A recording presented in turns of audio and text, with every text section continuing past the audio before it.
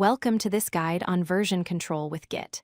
Today, we are going to tackle a nightmare scenario for every developer: losing your work. Specifically, we will learn how to recover lost commits using a powerful, yet often overlooked command called Git Reflog. We have all been there. You accidentally ran a hard reset and wiped out your latest progress.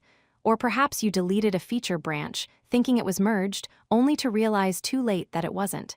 The panic sets in. It feels like your code is gone forever. But is it really?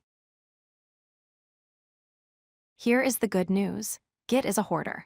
When you delete a commit or reset a branch, Git removes it from your main history view, but it does not delete the data immediately. It keeps these so-called dangling commits in its database for a safe period, usually around 30 to 90 days, before they are permanently removed by garbage collection. Enter Git Reflog. This stands for reference logs. Think of it as a diary that is private to your local computer.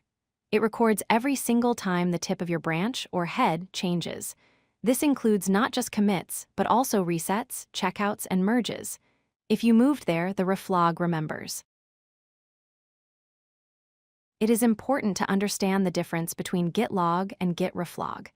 Git Log shows the public history, the ancestry of your code that you share with others.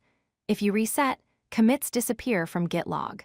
Git Reflog, on the other hand, shows your local movements chronologically. It shows everything you have done, including the mistakes. When you run the command, you will see a list.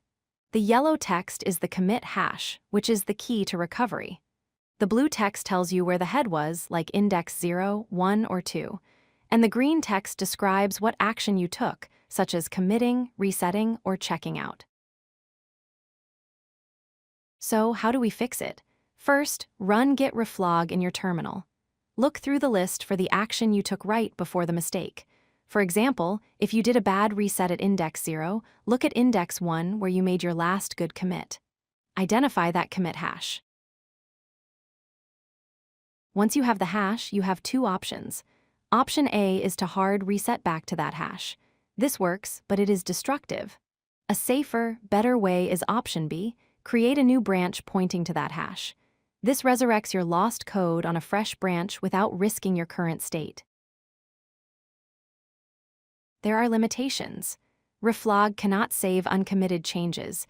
If you didn't commit it, it is likely gone. Also, it cannot help if the garbage collection has already run after a few months, or if you deleted the hidden .git folder.